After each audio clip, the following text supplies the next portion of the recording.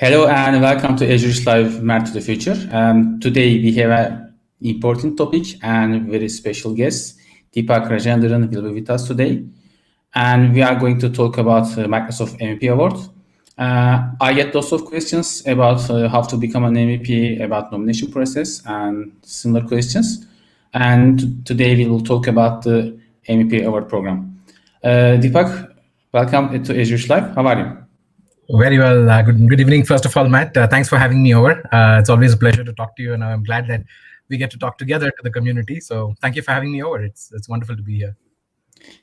Thank you very much. And I am very excited to hear you here today. Sorry? No, I said likewise. I'm excited to talk about the MVP program because typically there are a lot of questions that come into people's minds when they talk about the MVP program, but often there aren't many ways for them to find out more or get themselves educated on what's the roadmap to being an MVP. So I love doing these sessions, so it helps people understand what their roadmap to an MVP looks like. So I'm glad we're doing this. Thank you for initiating this, and thanks for all your support here. You're welcome. So before we start, can you please introduce yourself? Sure. So my full name is Deepak Rajendran. I go with Deepak. It's easier to pronounce. And I'm based out of Bangalore in India.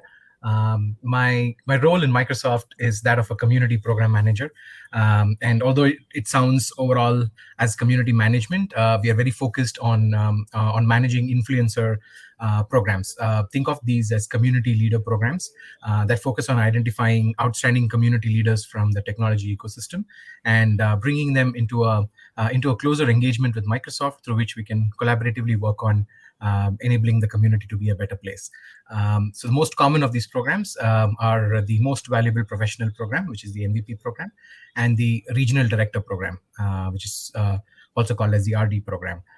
So I manage these programs for India, Middle East, and Southeast Asia. So I'm part of this global team called as the Global Influencer Community Team, and I've been here for this is my second term at Microsoft, so I've been here for about 5 years now, the second time around. Okay, great. So what is MVP Award program and what does it mean for Microsoft? Okay, that's a great way to start because a lot of people are pretty confused about what the MVP program really is. So in a nutshell, what the MVP program really is Microsoft's way of thanking outstanding community leaders for all the amazing stuff that you do. And why is this important for us? Because all you community leaders love the products that we make. And first of all, we think it's a responsibility to thank you for all the volunteership that you do and for all the voluntary advocacy of the products that you do in the community. Every time you help someone fix a problem on our platforms, or every time you skill someone to be better at our platforms, or every time you basically generally help people build a career on our platforms, you're actually enabling someone in their career, right, on our products. And you're helping people use our products better and fall in love with the product. And you're doing this voluntarily. So as the makers of the technologies, it's our responsibility to reach out and thank you for doing this. It takes a lot of passion to be people like you who wake up on weekends and go and enable the community and using your private time and your personal time to actually enable your peers. And so this is our way of thanking you for all the amazing stuff that you do. But along with that, what we also do is, along with the award, this is also a 1-year-long engagement that we have with the community leaders, through the course of which we try and enable the community in a better way. Like the MVPs, each of them come with their own community activities that they've already done. What we do is work with the MVPs to ensure that we do a better job at this. And similarly, we also take pride in connecting the MVPs back to the product teams so that there's better collaboration between the community feedback that you receive and the product team, which is eager to listen to you and make our products better. So think of the MVP award as a combination of a community award to thank great community leaders, as well as a 1-year-long engagement with Microsoft, through the course of which we collaboratively make the community a better place. That's in a nutshell. Okay. As an MVP and like all other MVPs, I am making contributions to the community and helping other people and sharing my knowledge. And this is our goal, not being an MVP. But I want to ask, what are Microsoft's expectations for an MVP? Okay, that's a great question. A good place to start typically is if we kind enough to share my the screen that Sure. that has the MVP site. I'd like to show people where to go find more information in case they require. Is it live? Can I start typing? Sure. Okay. So the easiest way to find more information is to go to mvp.microsoft.com.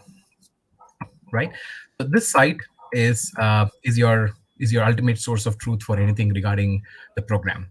Specifically, if you'd like to know what will make you an MVP or what can increase your chances of being an MVP, this tab here that says what it takes to be an MVP is your best choice. So in here, you will find not just an overview of the expectations, but you'll also find samples of some MVPs to see how they became an MVP themselves. Because one of the beauties of the MVP program is the fact that we embrace diversity. We understand that no two MVPs are the same, and we try and ensure that everybody has a way to be a part of the program, and at the same time be able to continue to have their unique contribution styles, right? So but that said, there are still standard criteria for us to evaluate the MVP nominees, and you'll find more information here. In order to help people get a jump start on this, I can probably summarize it in 4 points. So we follow a four kind of a 4 criteria approach to reviewing MVP nominations.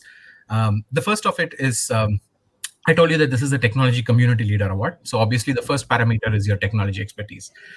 If you look at the site, you will realize that the MVP award is typically given in a particular award category. So you become an MVP in Azure, or you become an MVP in Office Apps and Services, for example. So the first thing we try and see is what is your expertise in that area, and how much of an expert are you in that particular category. The second thing is we look at your community leadership in that area. What are you doing with that technology expertise? How are you sharing it with your community? Are you blogging? Are you speaking? Are you active on forum boards where people ask for questions? Or are you a mentor? Again, here a couple of quick things I might want to add. A lot of people think that if they don't do a certain set of things, they cannot be an MVP. That's totally not true.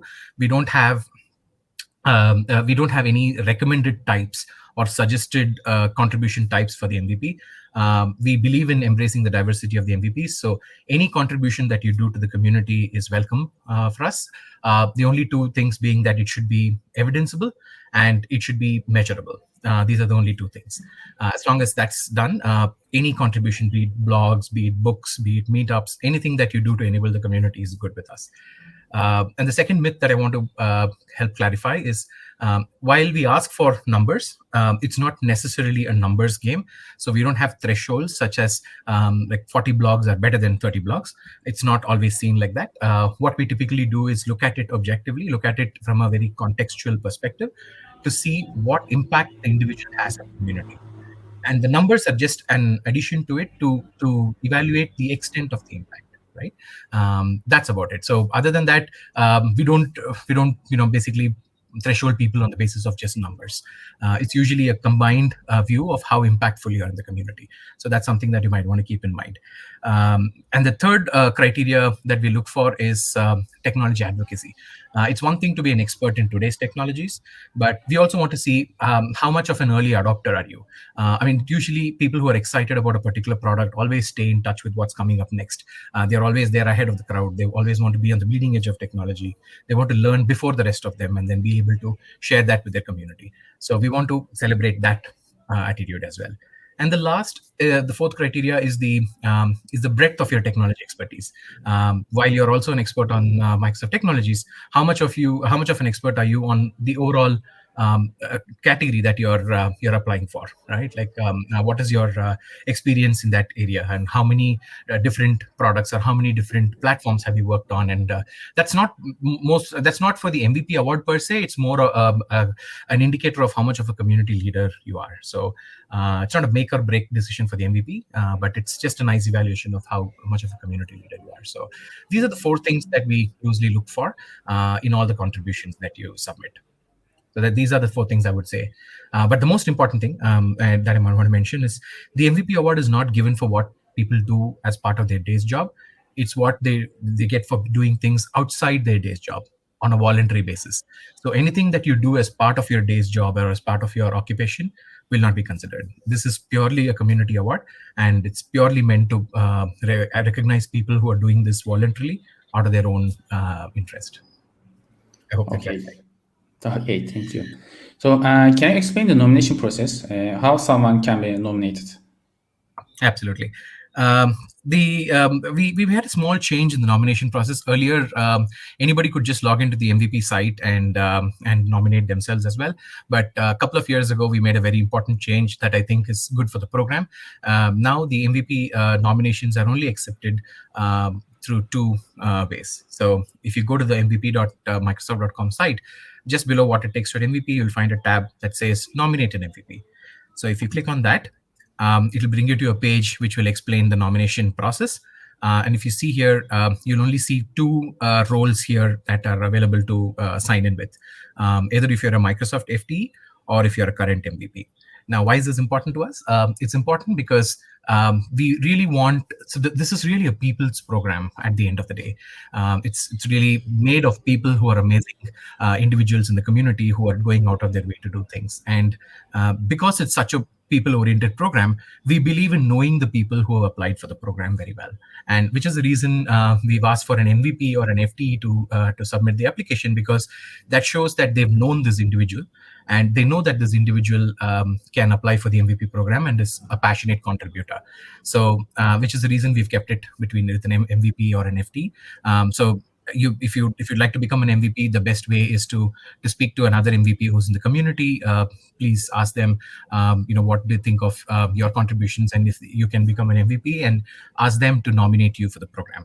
Or if you're working with a Microsoft full-time employee, if you're working with somebody in the engineering team or your local in the local Microsoft office, if you're working with somebody, you can ask them to nominate you as well. If not, you can write to me. My email ID is on the site. You can write to me. I'll be happy to talk to you, and if everything works, I'm happy to nominate you for the program as well. So once you click on this and log in, it will take you to a nomination form where whoever is nominating has to give some basic details of the person that they're nominating. That will trigger an application form to the nominee, who can then fill the application form, which is where the MVP nomination process starts. Okay, thank you. So there are different categories for the MP award. For example, I am MP for Azure. And right. Can nominees decide the category by themselves? Yes, that's a very, very good question. It's something that I would love to clarify to most people before they apply for the award. Before you decide which MVP award which category to apply for the MVP award, I would encourage you to go to this place, which is under the Explore tab of the mvp.microsoft.com site. You'll find something called as the MVP Award Technology Structure. So if you get here, you will see the 11 categories under which we give the MVP award today. Now, most importantly, under each award category, you will also see contribution areas, right? Now, this is important because usually the award categories are very broad areas. So it's very difficult for someone to be an expert in the entire area, right? Which is the reason we have contribution areas underneath them, which acts as your expertise under that award category. So based on whatever your expertise is, identify the best award category that works for you. And when you're applying, choose those contribution areas so you get tagged under that award category. And because your expertise should be directly mapped to the award category for you to be considered for the award. So a good place to start are these contribution areas below. This will help you identify which award category you belong to. So I would encourage you to spend some time here, see which of these matter to you. And there could be a chance where you'll find yourself applicable for many of these contribution areas. In which case, I would recommend look at the ones which you're most strongest in. The MVP award is an annual award, so we look at the contributions over the last 12 months. So look at all the contributions that you have done in each of these contribution areas over the last 12 months, and pick the contribution areas that are strongest for you. That'll ensure it represents your community leadership in the best possible way. Based on that, you can choose which award category makes the most sense for you. Okay, some categories contains non-Microsoft products. For example, developer technologies contains Java, Node.js, or Python. So is it possible to be an MVP with contributing to non-Microsoft products? The answer is both yes and no. Do we consider your experience and your contributions to non-Microsoft communities and products for the MVP award? Yes, we do consider those contributions because, like I said, this is a community leader award. So anything that you do for the community that you operate in is valuable to us. So if you're a developer technologies MVP applicant, for example, whatever you do on Python, for example, is something that we value a lot. However, in terms of the MVP title in itself, we may not be able to give you an MVP on that a platform because each of these MVP titles that we have, think of them as the award categories, right? So the MVP in Azure or MVP in Windows development, these are designed so in order to ensure that you get to collaborate closely with our product groups. So, which is the reason if you'll see them all aligned to our product verticals. So if you have expertise on non-Microsoft technologies, you will definitely find places where you'll align to any one of these categories, which will make it easier for you to work with the corresponding product groups in Microsoft during the course of your tenure as an MVP. So the answer is yes, we do consider your contributions to other platforms as well, but we would still encourage you to look at which Microsoft, I mean, not necessarily Microsoft, but which of the listed award categories on the MVP award page that matters to you, and apply for that, because these are the only 11 categories that we can offer an MVP award title in. Okay, so I have another question for the categories. Is it possible to change categories when already selected the category? For example, I'm an Azure MVP, and is it possible to change it to developer technologies or another one? Yes, it is. In fact, there have been a number of cases where MVPs had to switch categories after they had to switch categories, and they had to switch award. Switch contribution areas and switch categories as well, right? Both of this happen. I mean, we understand that as part of your expertise, you constantly keep learning, you constantly keep focusing on newer things. So it's only natural for you to pick up newer skills and move on to newer arenas, which is totally okay with us. Like I told you, this is an annual award. So every year, every MVP is up for renewal. So during the renewal phase, every MVP is welcome to talk about how they've changed their contributions over the last 12 months. And if their contributions are matching a different award category than what they're in right now, we can definitely consider moving them to a new award category. Okay, so if the nominee cannot get the MVP award, is it possible to be nominated again? Absolutely. You can nominate an MVP. You can nominate an individual for an MVP any number of times, although not in parallel. Like, for example, one MVP nominee can't have 3 forms in parallel. The system will automatically integrate it, and the second time you do it, it'll say that you already have a form active. However, in case you've gone through the review and for whatever reasons it's been declined, the nominee can again be nominated for the program, either by the same nominator or by anyone else. That's totally allowed. But a great way to do this would be once the review is over, please do reach out to your CPM. In most cases, the CPM or the Microsoft team, which is reviewed the form themselves, will reach out to you and inform you of the result. In case they don't, please do feel free to reach out to the CPM or to mvpga@microsoft.com about your status of your nomination. They will connect you to the CPM, who can then give you feedback as to why your form was declined or why your application was not successful the first time around. Listening to that feedback can actually help you fix those little things before applying again. That will be a good use of your time and increase your chances of becoming an MVP the second time over. But yes, any number of times you can apply, and I would recommend at the end of each cycle, please do feel free to reach out and get feedback on your application, so the next time you can apply fixing those things. Okay, that's great. So I've seen a MP Reconnect on MVP award sites. So what does it mean? Is it a different category or different awards? It's not a different category. It's almost a different award, if you will. I'll explain that. So think of the MVP Reconnect as our alumni group. So there were a lot of MVPs in our who were there in the program in the past, who unfortunately had to leave the program for various reasons. Like, for example, you cannot have an MVP award if you're a Microsoft employee, even if you're a full-time or a part-time employee.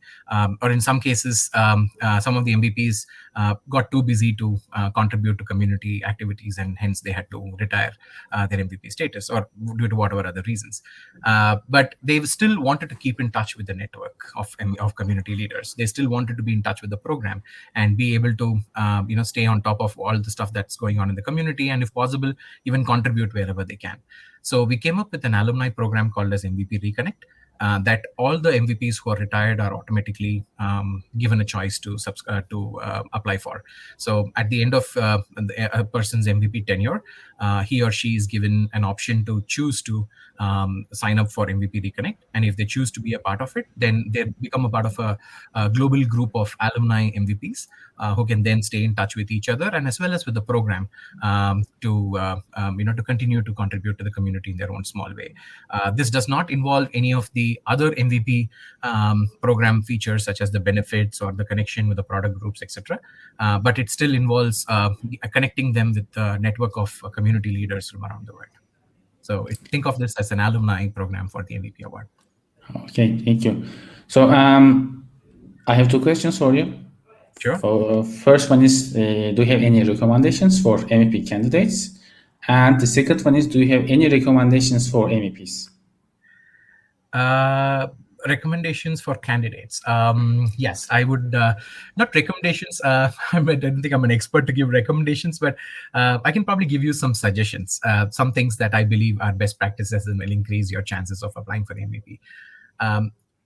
The first thing first recommendation, suggestion that I would give is look at your contributions as a way of adding value to your community. Don't look at them as just tactics and numbers.